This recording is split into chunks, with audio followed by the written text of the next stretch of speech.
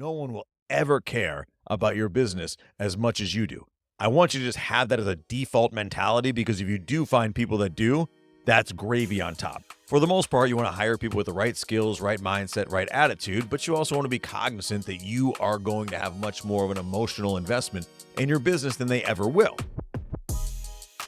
Welcome to Brian Force for Good, the podcast where we explore how to build a truly extraordinary life. Each episode, we'll explore strategies on how to optimize your business, achieve your personal goals, build deeply meaningful relationships, and live a purpose-driven life. Let's get started. Let's talk about one of the key leadership mistakes that I see business owners make all the time. And I really love talking about this topic because this is relevant whether you are a business owner, an aspiring business owner, a manager, or just it's relevant even in your day job. If you're just looking to grow and expand your career and be more valuable and come from a place of contribution and earn that next promotion, this is a very, very valuable lesson to learn. And it's near and dear to my heart because I love doing podcasts about things that are super relevant in my world because they're happening all around me all the time. One of the great things about this show and my ability to bring value and contribute is that I am heavily involved in the day-to-day of my businesses. Most of the things that you're hearing from me are things that are going on in my world and tools that I'm using to work through them. So this is a topic that is very relevant in my world right now in one of our organizations. I had a sit down with one of our managing partners for one of our businesses just a couple of days ago, and she was incredibly frustrated, coming from a place of real frustration. She was at a point where she felt like of the 4 people that she manages in one of our business, she could do all of their jobs on her own. Essentially, like, let's forget about really elevating her out of the day-to-day of the business and really becoming a true manager of people. Like, just forget all of that. Let's get rid of everybody, and I will just do all of their jobs myself. We'll make more money. We won't grow. We'll never hit our end target. We'll never get to where we're trying to go. I'll probably be miserable, but I'll be less miserable than I am right now trying to manage all these people who aren't doing the things that I know they need to be doing for us to succeed. Essentially, she was incredibly frustrated because we have a whole bunch of people who are talented, who do have the skills to succeed, but they're not being proactive. They weren't going the extra mile. They weren't synthesizing problems ahead of time based on all the repetitions that we've done. They were basically doing everything that was asked of them. And that is really worth repeating. I want that to sink in. She is incredibly frustrated because they were doing exactly what was asked of them. And this gave me an aha moment, because when you've been doing this for as long as I have, you start to see the patterns just unfold right in front of your eyes. You start to see the issue and how it can be solved so clearly just by observing and by listening. The greatest leaders do the best job of listening, by the way. So if you're talking more than you're asking questions, you probably want to take more of a step back in your leadership role and get really good at asking more questions. You should be doing a lot more listening than you should talking. Because when you take a step back and get in the habit of listening intently and observing, most of the solutions to the problems that you're hearing tend to reveal themselves. As a leader, you should have a bigger skill set than the people that you lead in certain areas. And so the tools and the action steps, they reveal themselves very clearly if you just sit back and listen. And then you can put together an actionable game plan and execute right away, rather than talking, commanding, guiding without listening. Because then you're just sending people down a path that you're not sure is the right one. I digress. Listening to her vent and just really get her frustration out and just observing really allowed me to see what the problem was very clearly, very quickly. It's one of the key mistakes that leaders, especially entrepreneurs that have never really been in a managerial role in any other aspect before, that they tend to make. It's the idea that people understand what their job is. We make the mistake of assuming that people know what their job is. And when we do that, we set ourselves up for an enormous amount of frustration. We do the thing that when we assume, we make a blank out of you and me. Assuming that people understand what their job is one of the key leadership mistakes that entrepreneurs make. when you're running your first business or you're running a small team, even when you're running a large team, assuming that people understand what their job is a critical mistake, and it sets us up for an enormous amount of frustration. So I'm going to break this down very clearly in this particular business, and you can extrapolate this to your own role, your own business, and maybe your own frustration. So in this particular example, everything in this business runs off of checklists. It runs off of lists of tasks that we need to do to complete every individual process in the business.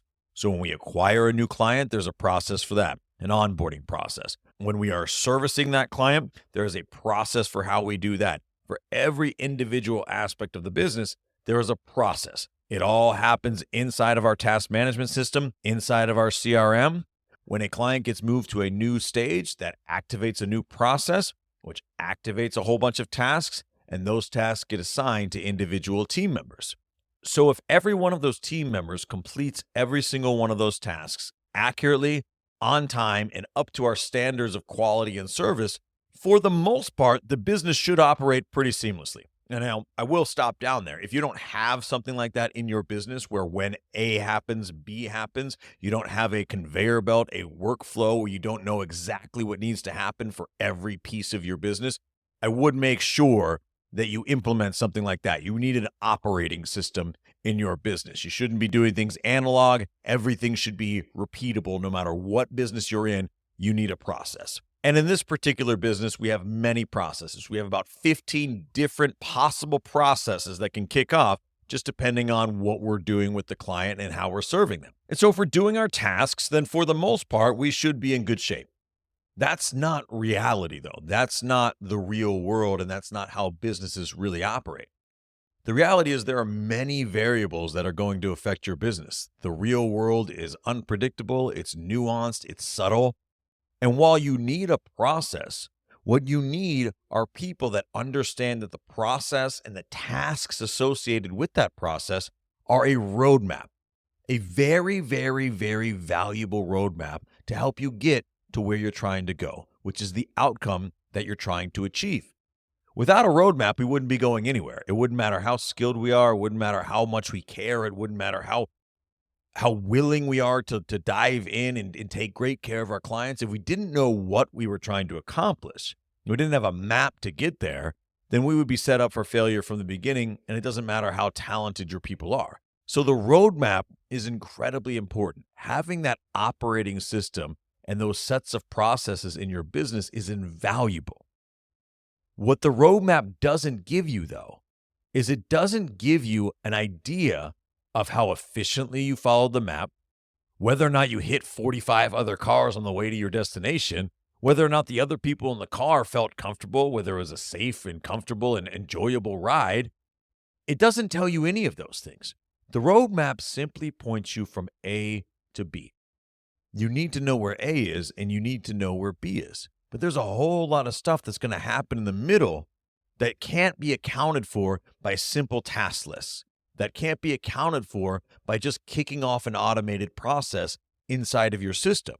Where a lot of entrepreneurs get really frustrated when they're running their first team is that they make the mistake of not making it clear what their team's job is.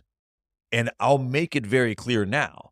Every single person's job inside of your business is to provide an outcome. I want to make that very clear. Every single person's job inside of your business, including yours, is to provide an outcome.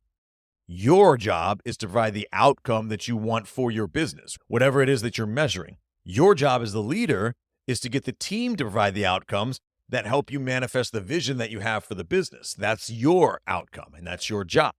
Every single one of your people has an outcome that they need to be accountable to inside of the business. That is their job, no matter what.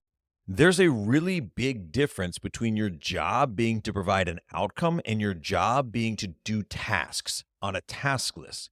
And that's where most entrepreneurs, incredibly systematized ones even, get really frustrated with their teams at times because their team believes that they're doing a great job by checking off all the tasks. And they're confused why you're so frustrated with them because you're focused on the outcome that they're not achieving. And this boils down, by the way, to the fact that nobody will care about your business as much as you do, right? Especially if you are running your first team of W-2 salaried employees. There's no profit share. They're not contractors or anything like that. You have to understand you're hiring talented people, and you do need to be making sure that you're putting the right people in the right seats on the bus, and people need to have an emotional investment in the quality of the work they do. But at the end of the day, you're the one with the most skin in the game. No one will ever care about your business as much as you do. I want you to just have that as a default mentality, because if you do find people that do, that's gravy on top. For the most part, you want to hire people with the right skills, right mindset, right attitude, but you also want to be cognizant that you are going to have much more of an emotional investment in your business than they ever will. And so there's a disconnect there. People think that they're doing great work often when you allow them to believe that if they check these tasks off the list, if they just follow the system, that they're doing their job and they're doing it well. And that creates a big disconnect between you and them. And it creates a lot of frustration when the outcomes that you want are not achieved. This is why it is so important that every single person on your team and in your business has a scorecard for their job. I've talked about this in past episodes. I've written about it a lot. It is a big part of the EOS operating system. Every single person in your business should have a scorecard. That is their main KPI, the thing that when they achieve that number, they're doing their job. It is the outcome they're trying to achieve. Now, that number is going to be different for everybody. It could be new business brought in. It could be efficiency and time and quickness. It could be a percentage of accuracy. It could be a million different things. But I guarantee you, if you boil it down, there is absolutely a number for every single person in your business. I remember a story about a great entrepreneur having a scorecard for their receptionist, and it was 2. It meant that she had to pick up the phone when it rang no more than 2 rings. If it got to 3 rings, then she had to achieve the outcome that she was trying to achieve. There's a scorecard for everybody, and that scorecard needs to be the outcome that role is designed to achieve. So let's break this down and make this really actionable. This was the aha moment for me that made me realize that we hadn't clearly defined for our team in this business what their jobs are. My managing partner was really expressing a lot of frustration with one of our mid-level managers. This person oversees about 3 people. They run a lot of our processes. They are the point man for a lot of different things in the business. And she was telling me that she was so frustrated because every single time she asked this person to jump in and help some of the other people on his team with their tasks that they're getting behind on so we could push the processes further along and get things done efficiently, he was all for it. He would dive in head first, really help out. He's an A-level player, and things would get done. And then she made a comment that made it all come together for me. She said, "You'd think after asking him so many times, he would just get it." That was the aha light bulb moment. That was where my observation came to fruition, and I realized the problem right then and there. And it's a very simple solution, but I realized that we had not clearly defined what his job is. So this is the conversation that I had with my managing partner. This mid-level manager thought that his job was to do the tasks that were his part of the process as quickly, as efficiently, and as accurately as possible. And then his team, the people that worked just beneath him, were doing more of the administrative side. They were doing their tasks, and when they did their tasks, that would free up the bottlenecks and allow him to move to the next stage. He believed that if he was doing his part of the process, he was doing a great job. And so what would happen is that when our managing partner would come to him and say, "Hey, can you help these people? Can you help with this? Can you help them get caught up?" He thought that he was going above and beyond. He would jump right in because he's enthusiastic, he's a A-level talent, and he's always willing to contribute, and he was always willing to help. And so every single time our managing partner would come to him and ask him to pitch in, he thought that he was going above and beyond. He thought that he was doing even better work. But he didn't realize, because we as leaders hadn't made it clear to him, that his job wasn't to do tasks. His job was to own the outcome of the process. He's the manager. His job is actually to make sure that every process happens accurately and on time. So when he does his tasks and he sees that the rest of the process hasn't been filled in, it shouldn't feel like it's going above and beyond for him to go to his people and start to take things off their hand or give them more resources or pitch in or help out or do whatever needs to happen to move the process along. That should be his default mode. His default mode should be, my job is to make sure that every single process happens accurately and on time.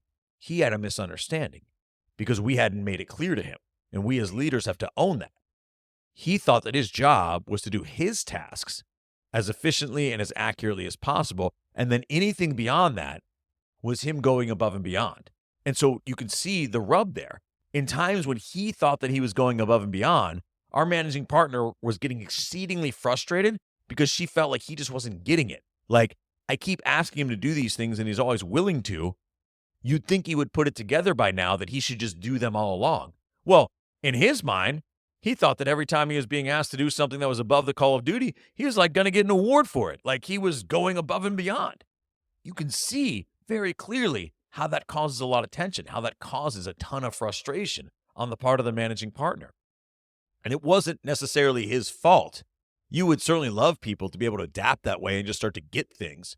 But there's even going to be times where A-level talent doesn't quite understand because you as a leader haven't made it clear what their job actually is. Their job is to provide a particular outcome. And you actually may even have a disconnect so severe that some people in your organization think they're doing great work when you're so frustrated with them. And that's on you as a leader because you have given them an unrealistic idea of what their job actually entails. Their job is to provide an outcome. So now that we've made it clear that every job in your business is to provide an outcome, I think that we've equipped you to go and start to make those scorecards, figure out what those KPIs are for every single role. But I want to go one step further on this. This is a tool that has really helped me in a lot of our businesses, and I think really makes it very clear what people's jobs are, and it helps them work outside the bounds of just the checklist, because you're going to need checklists. You're going to need an operating system. Without a process, a system, and a way of doing things, your business will descend into chaos, especially as you grow. And so knowing that those checklists, those processes, they're just roadmaps. They're just guides to help you get there. A really useful tool that I've implemented in all of our businesses is boiling down everybody's job to no more than one sentence. I just call it the one sentence job description. I have a philosophy that every single job inside of your business, every role, should take no more than one sentence to articulate. I'll give you a great example of this. One of our first businesses, our real estate sales business. We have a lot of moving parts in that business. You have the lead generation side, the agent representation side, the transaction management side, all sorts of moving parts in a very large business. And I had to make sure that everyone understood at the end of the day, getting transactions closed on time and with quality service was our number one goal. Obviously, we wanted to sell as many houses as we possibly could, and that's the lead generation side. But our job as an organization was to serve our clients at the highest possible level, and that's how we did it. And so we have a role, for example, our listing manager role inside of that business. That listing manager is responsible for every single time a person wants to sell a home with our organization. They are responsible for the intake, getting it on the market, getting it all the way until it's under contract, basically. So there's a lot of moving pieces in that job. There are some really hefty checklists in that job, and it's a very client-facing job.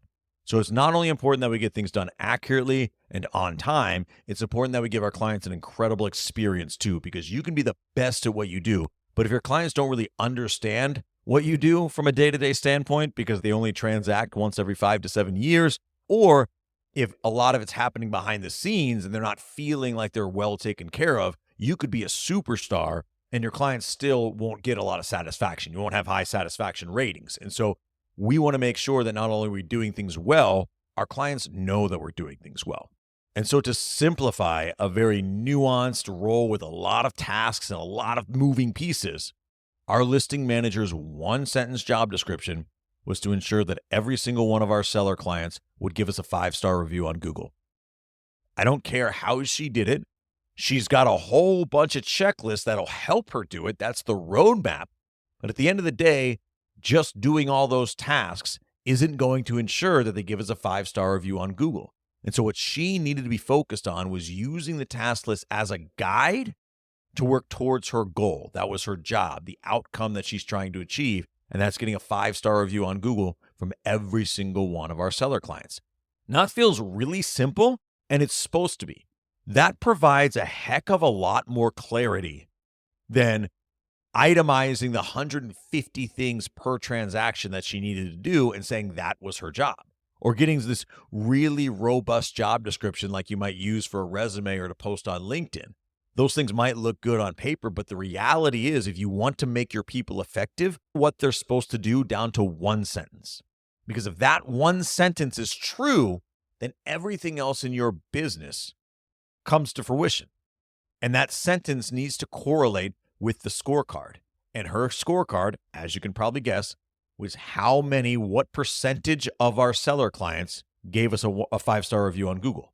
I can easily measure that. I know how many seller clients we serve on a monthly, quarterly, yearly basis, and I see how many of them give us reviews. So her scorecard, her goal is to get 100%, and every percentage along the way becomes part of her scorecard. Now I can have as many checklists, as many processes, as many tasks as I want, but at the end of the day, this person knows that they need to go above and beyond to make sure that this person would give us a 5-star review on Google. And that's going to be what drives them every day. That's going to be what drives their decision-making. That's what's going to be what drives their idea on whether or not they're doing quality work, not have they done their tasks for the day. And we had that fundamental gap in our other business. We, as a leadership team, made the assumption that people understood that they were supposed to do more than their tasks. They were supposed to provide outcomes, but we hadn't made that clear to them. We let them believe, and we set the standard that if they checked their tasks off every day, they were doing a great job. And that's what got this managing partner in a big place of frustration. And if you're feeling that way in your business, you may want to take a step back and ask yourself, does your team know what their jobs are?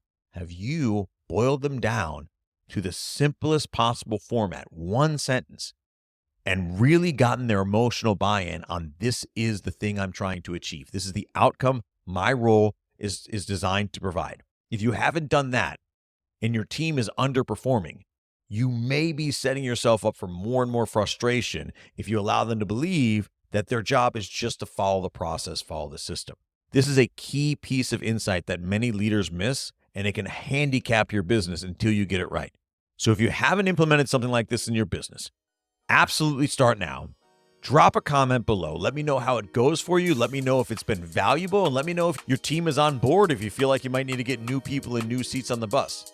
I really appreciate you watching. I hope this was helpful, and I really look forward to talking soon. Thank you for joining me for another episode of Brian Force for Good. If you found this episode valuable, I would truly appreciate it if you subscribe to this podcast and maybe even left me a review. While you're at it, check out brianforce.com and sign up for our weekly newsletter, The Mindful Tycoon.